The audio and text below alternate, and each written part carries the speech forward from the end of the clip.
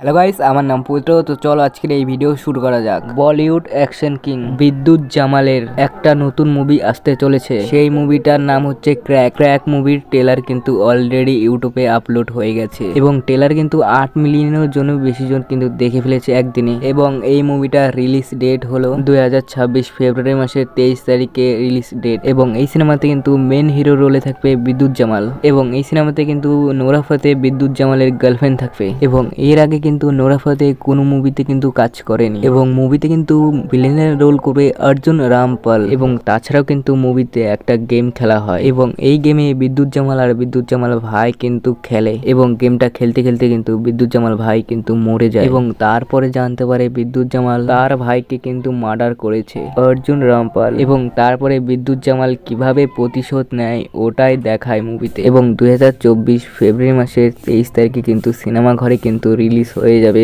এই সিনেমাটা। এবং এই মুভিটার প্রডিউসার বিদ্যুৎ জামাল নিজেই। এরকম মুভি আপডেটের জন্য নিউজ ফিল্মি রিভিউকে সাবস্ক্রাইব করবেন।